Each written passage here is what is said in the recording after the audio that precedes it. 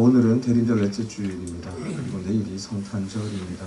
주보를 보시고 제목을 보시고 크리스마스 이브에 이러한 제목의 말씀을 들어야 하나라는 생각을 하시는 분들도 계실 것 같습니다.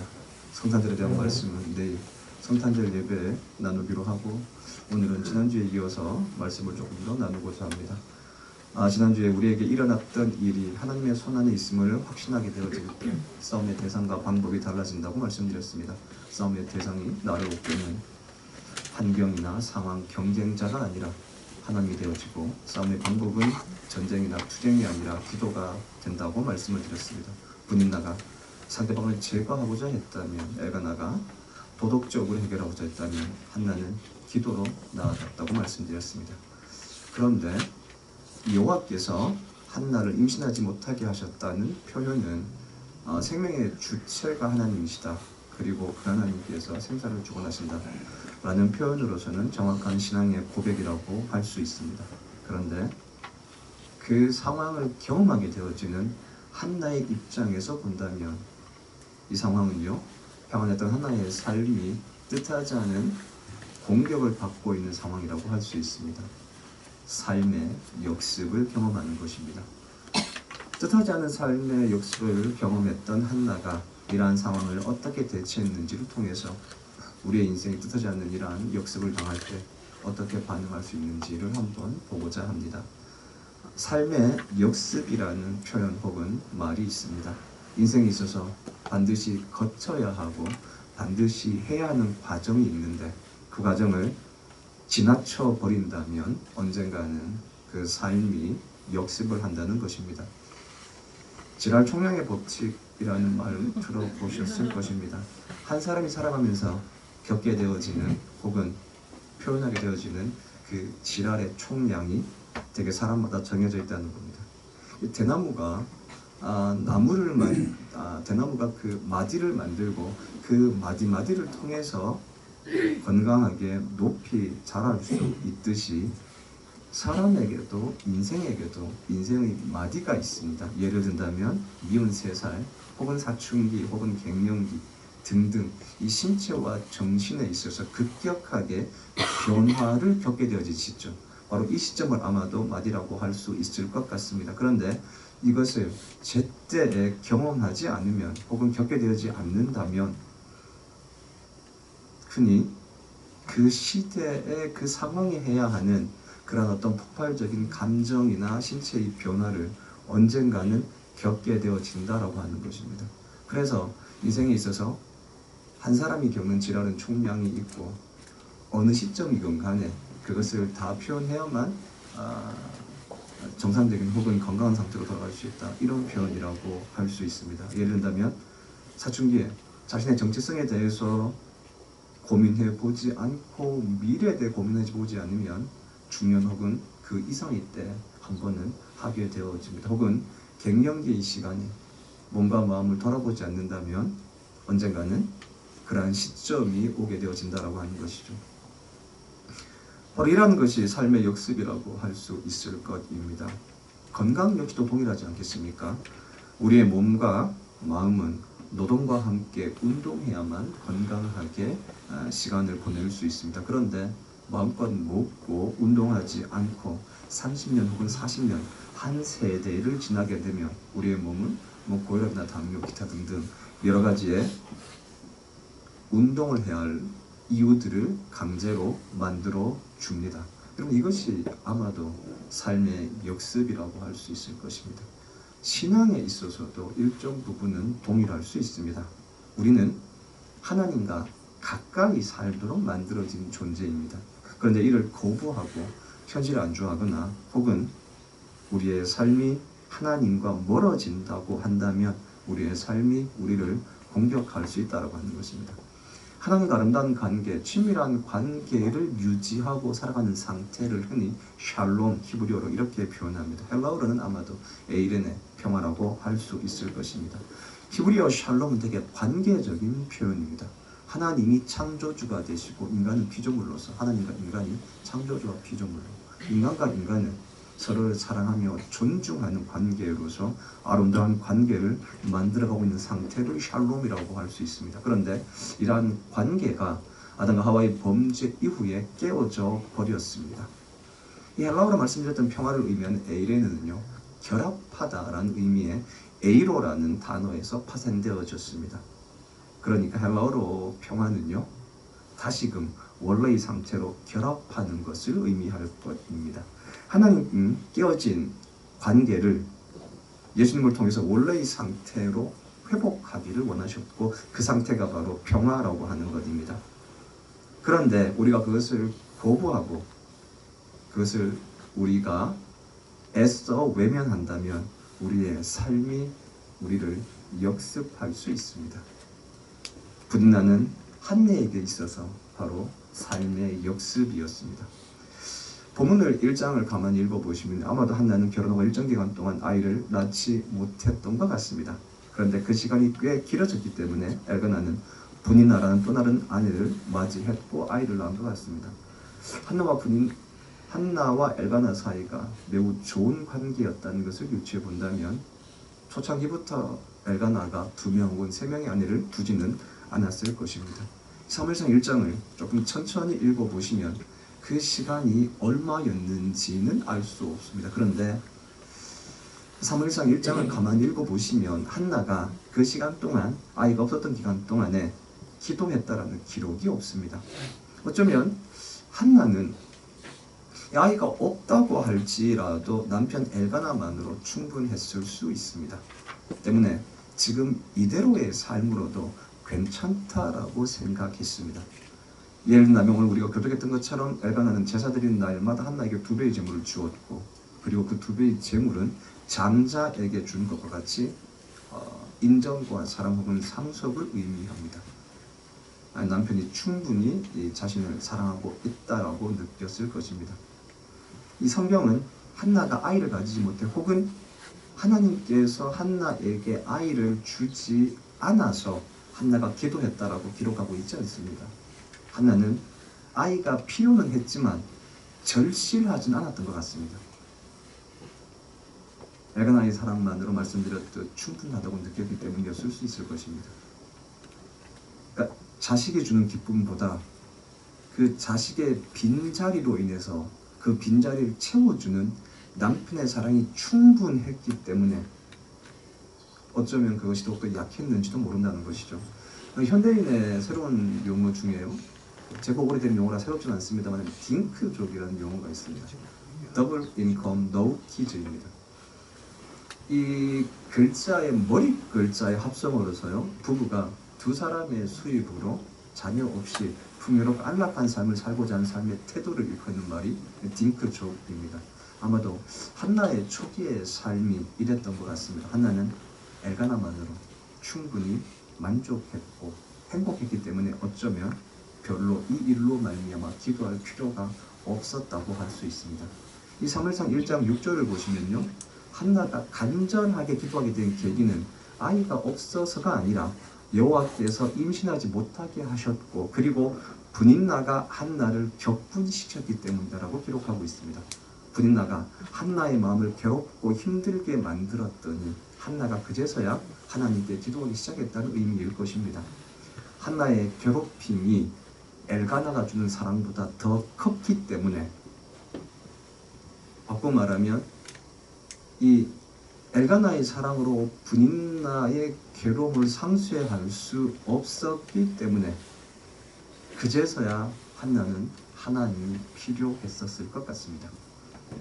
이 성경은요, 하나님 인간을 창조하시고 그들을 향해서 생육하고 번성하라 라고 말씀하신 분으로 증거해 줍니다.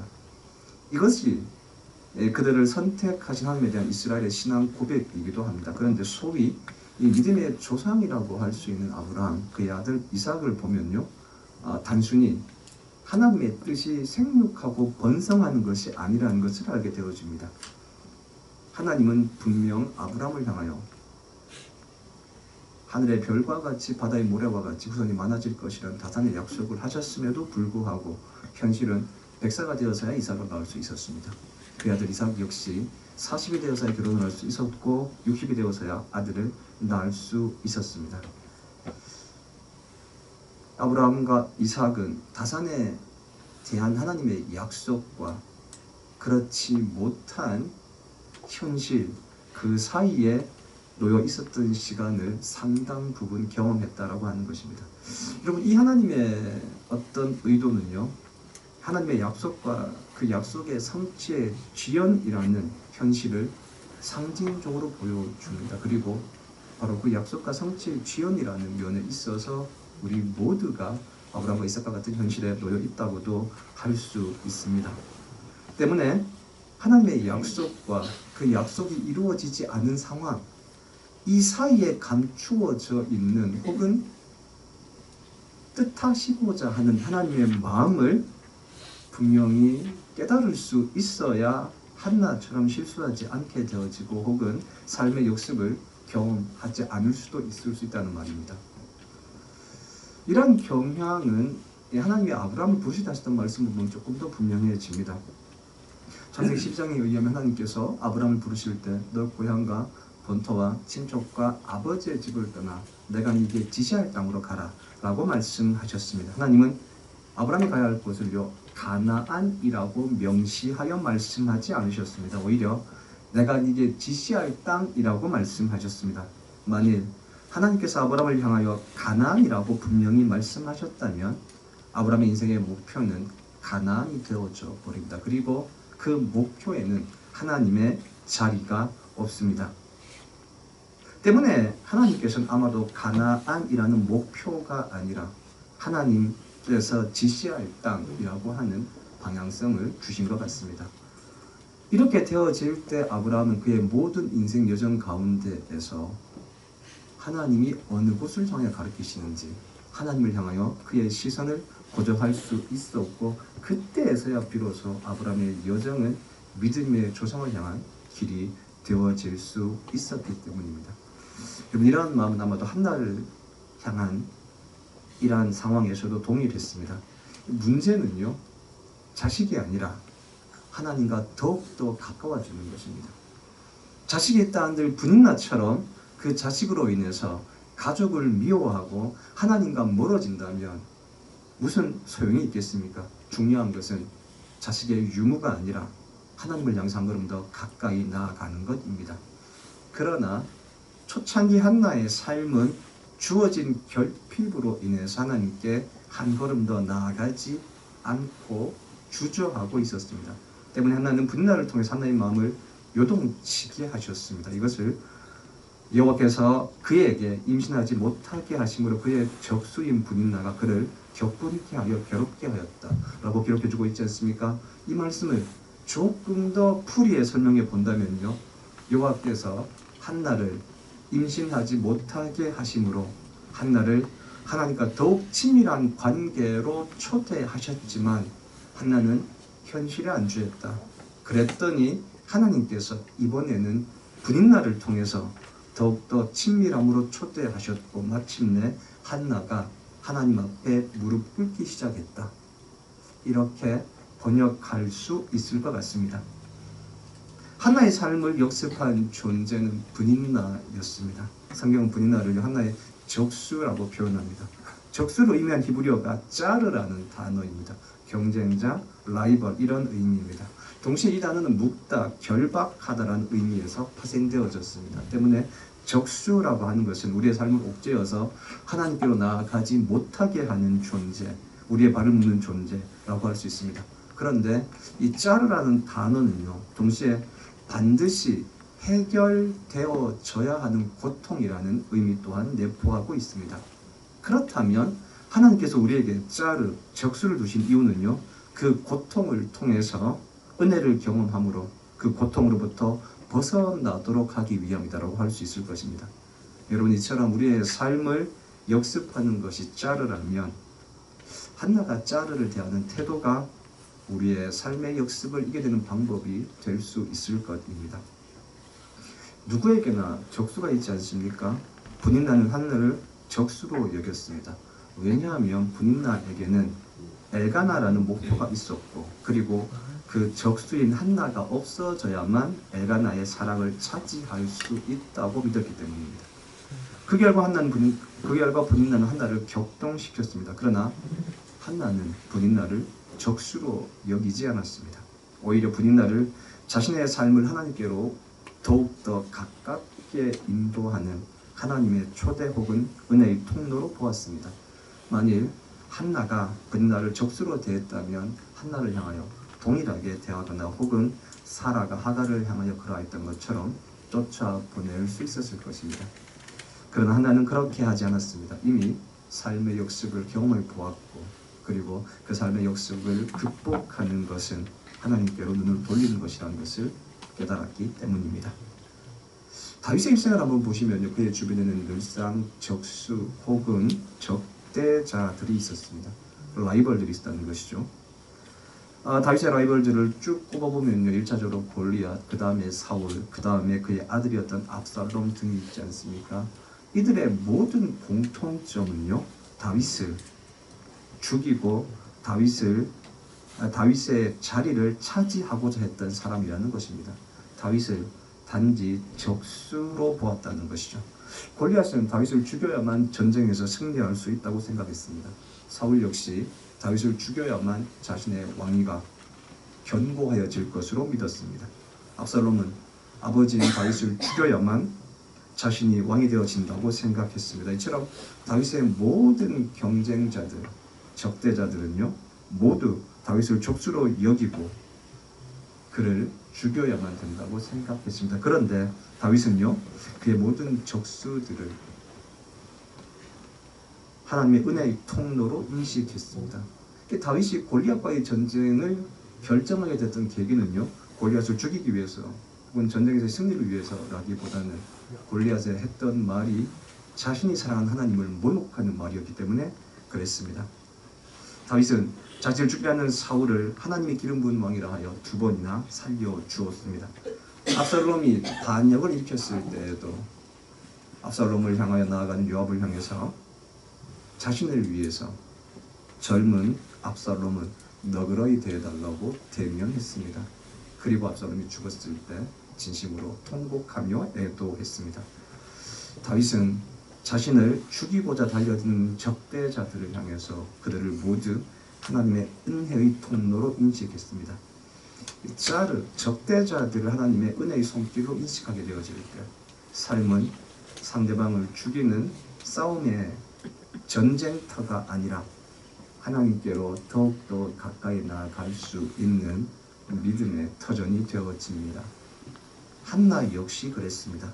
브닌나를 적수가 아니라 하나님의 손길로 인식했기 때문에 브닌나를 향해서 분노를 쏟아내거나 원망하지 않고 하나님을 향해 나아갈 수 있었습니다. 인생의 경쟁자가 하나님께로 나아가게 하는 강력한 엔진이 되어지고 촉매제가 되어준 것입니다. 브닌나는 한나를 격분케 했다는 기록과 함께 성경의 역사 뒷면으로 사라져 버렸습니다. 골리앗은요, 자신의 힘만 믿고 방심하다가 소년 다윗에게 죽임을 당했던 사람으로 오늘날까지 사람들의 입에 오르내리며 조롱받고 있습니다. 사울은 이스라엘의 초대 왕이었지만 실패하는 왕으로 기억되어져 있습니다. 압살롬은 아름다운 용모에 비해서 아름답지 못했던 삶을 살았던 왕자로 기억되어집니다. 그러나 적수를 은혜의 통로로 삼았던 한나는 완벽히 다른 평가를 받게 되어졌습니다. 그녀의 삶은, 한나는 그녀에게 다가왔던 삶의 역습을 적대자의 미움을 발판 삼아서 한 걸음 더 하나님께로 나아갔고 그 결과 사무엘을 잉태할 수 있었습니다. 때문에 한나는 사사시대 암울한 시간을 반복하던 이스라엘의 역사에 여명을 비추어진 여인으로 기억되어지고 있습니다. 여러분, 우리는 모두 원하건 원치 않건 삶의 역습을 경험할 때가 있습니다. 인간적으로 미워할 수밖에 없는 사람을 만나거나 혹은 경쟁자들을 만난다거나 또는 건강이나 경제적 문제들을 맞닥뜨릴 때가 있습니다. 이러한 삶의 역습, 적대자들의 역습, 짜르의 역습은요, 우리의 삶의 고통을 다하시려는 하나님의 뜻이 아니라 그 자르를 발판 삼아 하나님과 더욱더 깊은 관계를 경험하게 하시고자 하는 하나님의 은혜의 통로입니다. 2023년 한 해를 한번 돌아봅시다. 올 한 해 나를 가장 어렵게 하거나 힘들게 했던 자르들, 적대자들을 생각해 봅시다.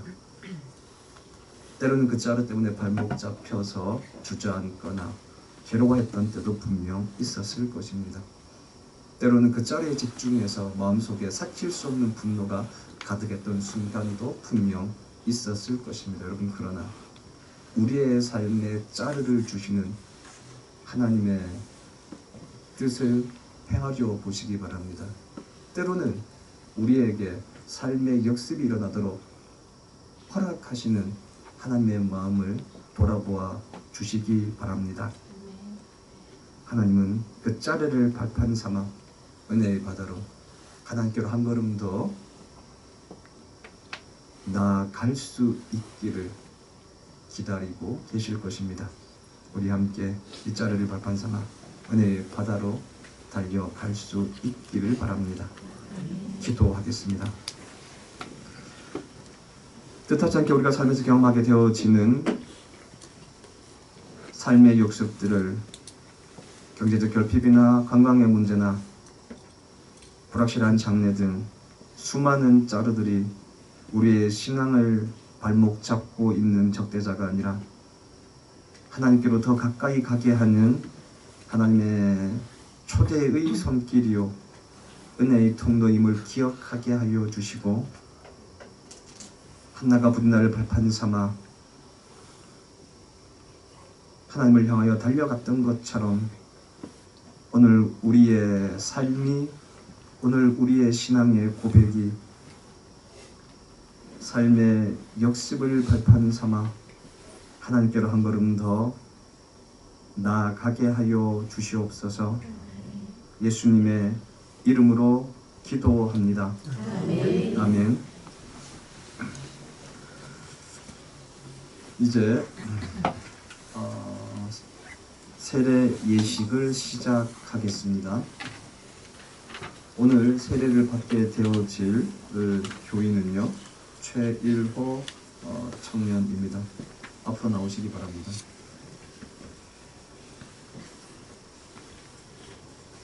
앞으로 나와서 서 주시기 바랍니다.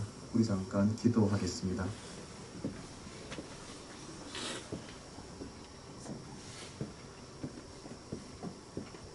최일호가 지난날 하나님을 거부했던 삶을 회개하고 예수님의 십자가의 은혜를 통해서 하나님의 자녀가 되는 예식을 임하기 위해 이 자리에 섰습니다. 우리 교회 모든 성도들 또한 감사와 기쁨으로 이 예식에 참여합니다. 하나님께서 지명하여 부르신 최일호 우리 교회에서 세례를 받게 됨을 감사드리며 세례받기에 앞서 하나님께서 위로의 몸과 마음을 먼저 받아주셔서 물과 성령으로 거듭나게 하시고 하늘의 은혜를 베푸셔서 하나님의 자녀가 되게 하여 주시옵소서. 예수님의 이름으로 기도합니다. 아멘. 자, 이제 서약을 하겠습니다. 우리 최일호 군은 오른손을 들어서 묻는 말에 믿습니다에는 믿습니까에는 믿습니다로, 사역합니까에는 사역합니다로 대답해 주시기 바랍니다. 최일호는 하나님 앞에서 죄인인 줄 알며 그 진노를 면치 못할 줄 알고 오직 하나님의 크신 자비하심으로 구원 얻을 것을 믿습니까? 최일호는 그리스도께서 하나님의 아들 되심과 죄인의 구주 되심을 믿으며 복음이 말하는 바와 같이 구원하실 이는 오직 예수님뿐이라고 알고 믿으며 오직 예수님만 의지하기로 서약합니까? 서약합니다. 최일호는 성령님의 은혜를 의지하고 그리스도를 따르는 자가 되고 모든 죄악을 버리고 성경의 가르침과 본을 따라서 살기로 서약합니까? 서약합니다. 최일호는 교회의 치리에 복종하고 교회의 덕을 세우는 일에 힘쓰며 교인으로서 의무와 권리를 바르게 행사하기로 서약합니까? 서약합니다. 고맙습니다. 손을 내주시고, 자 이제 우리 교회 교인들 서약하도록 하겠습니다. 오른손을 들어주시고요. 주님께서 명령하신 세례 예식에 참여하신 우리 교회 성도 여러분, 최희로는 이제 세례를 받기 위해 여기에 서 있습니다. 우리 교회 모든 성도들은 최희로 군이 우리 교회에서 말씀의 인도를 받아 믿음의 장성한 분량까지 자랄 수 있도록 기도로 돕고 사랑으로 돌보아 주시기로 서약합니까? 감사합니다. 감사합니다. 손을 내려주시고요. 자 이제 세례를 베풀도록 하겠습니다. 무릎 꿇으시고.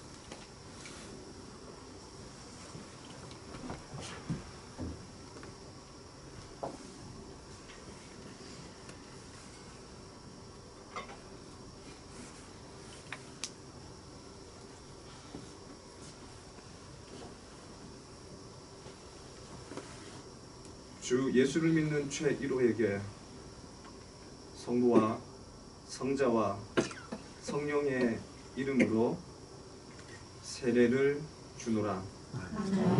아멘.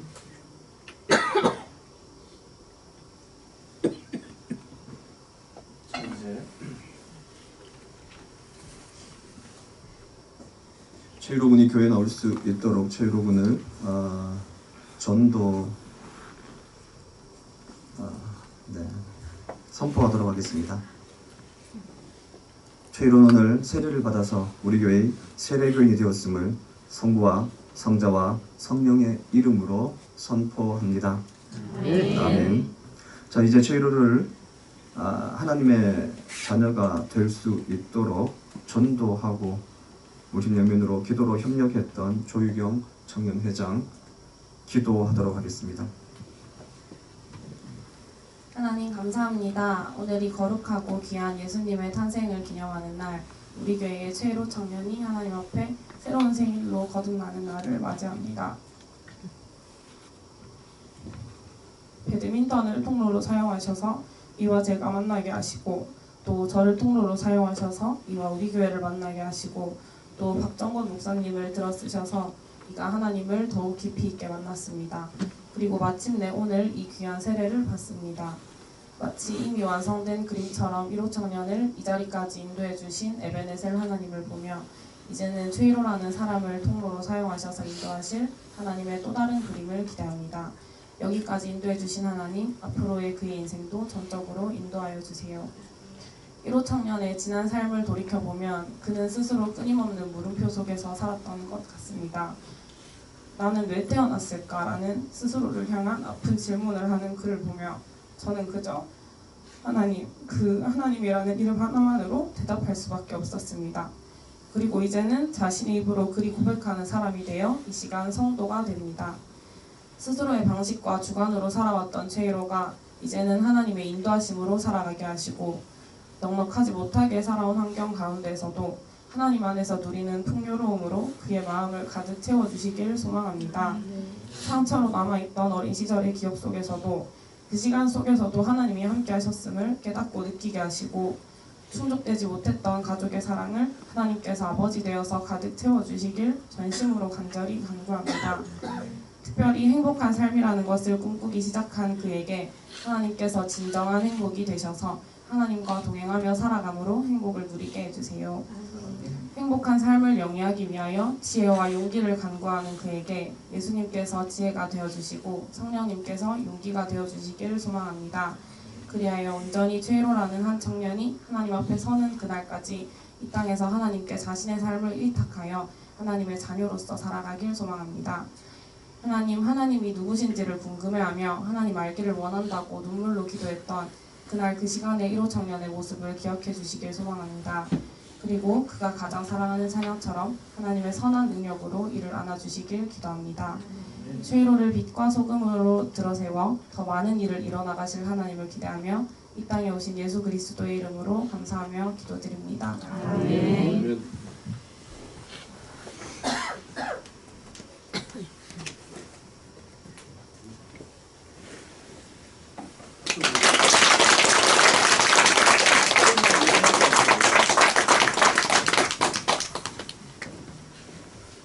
이 시간은 예배를 마치고 가도록 하겠습니다. 우리 다 같이 결단에 찬양 또 하나의 열매를 받았습니다. 한나 역시도 삶의 역습을 발판 삼아서 또 하나의 열매를 맺는 삶으로 나아갔습니다. 그것이 바로 사무엘이라고도 할 수 있을 겁니다. 또한 하나님께서 오늘 세례를 받은 최일호를 얼마나 사랑하시는지, 또 우리 교회가 최일호를 얼마나 사랑하시는지를 충분히 느낄 수 있고, 또 그 사랑으로 누군가를 사랑해서 또 하나의 열매를 맺을 수 있는 삶이 될 수 있도록, 우리의 삶 역시 또 하나의 열매를 맺는 삶이 될 수 있도록 이 찬양을 부르시고 함께 기도하겠습니다.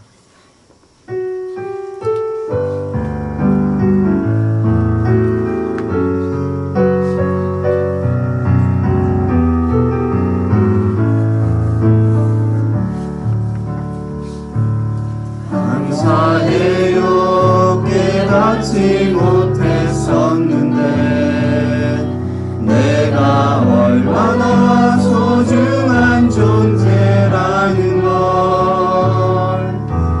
태초부터 지금까지 하나님의 사랑은 항상 날 향하고 있었다는 걸, 고마워요. 그 사랑을 가르쳐준 당신께, 주께서 허락하신 당신께 그리스도의 사랑으로 더욱 섬기며 이제 나도 세상에 전하리라. 당신은 사랑받기 위해, 그리고 그 사랑 전하기 위해 주께서 택하시고 이 땅에 심으셨네. 또 하나의 열매를 바라시며. 감사해요. 깨닫지 못했었는데 우리 옆사람 뒷사람 앞사람 같이 축복하시면서 이 찬양 한 번 더 부르겠습니다. 내가 얼마나 소중한 존재라는 걸, 내가 얼마나 소중한 존재라는 걸,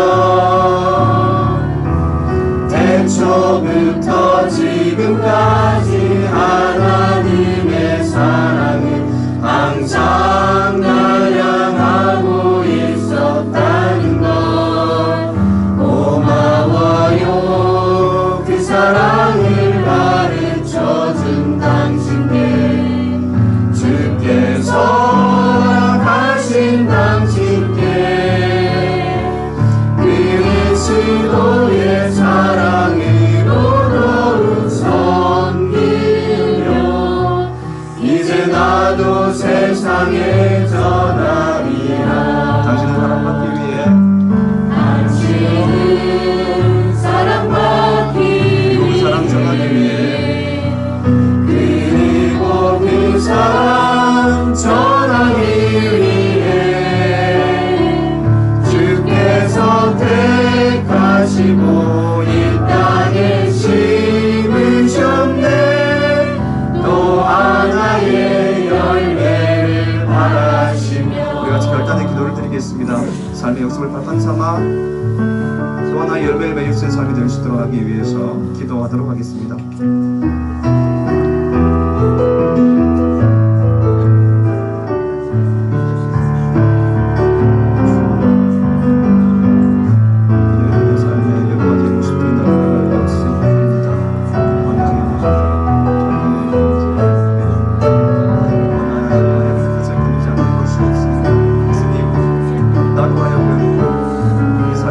역습들을 발판 삼아 하나님께로 흔들려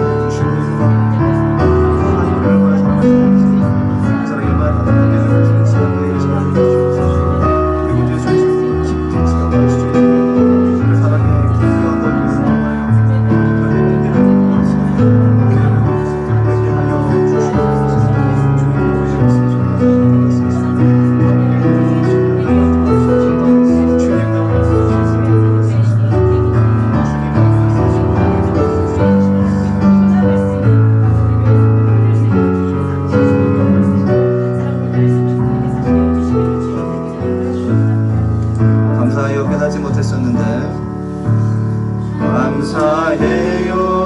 깨닫지 못했었는데 내가 얼마나 소중한 존재라는 걸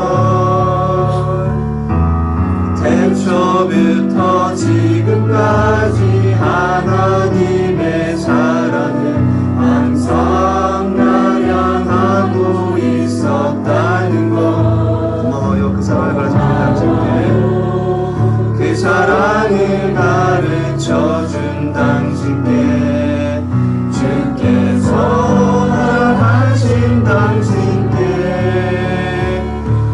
그리스도의 사랑으로 더욱 섬기며 이제 나도 세상에 전하리 당신의 사랑받기 위해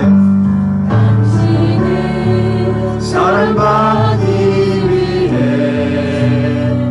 그리고 그 사랑 전하기 위해 주께서 택하시고 이 땅에 심으셨네 또 하나의 열매를 바라시며 때로는 삶이 우리를 역습한다 할지라도 우리를 역습하는 모든 짜르들을 대적이 아니라 은혜의 통로로 믿으며 짜르를 발판 삼아 하나님의 은혜의 바다로 한 걸음 더 나아가게 하소서. 짜르들을 통해서 하나님이 우리를 얼마나 사랑하시는지 가슴 절절히 느끼게 하시고 그 사랑으로 또 하나의 열매를 맺어가는 삶 살아가게 하여 주시옵소서. 지금은 우리를 사랑하시는 예수님의 은혜와 짜르를 통해서 은혜의 자리로 부르시는 하나님의 사랑과 짜르를 통해서 더 큰 은혜를 경험하게 하시는 성령님의 능력이 오늘 세례를 받은 최유로와 우리 교회 성도들 머리 위에 지금부터 영원까지 함께하여 주시기를 간절히 축원합니다. 아멘.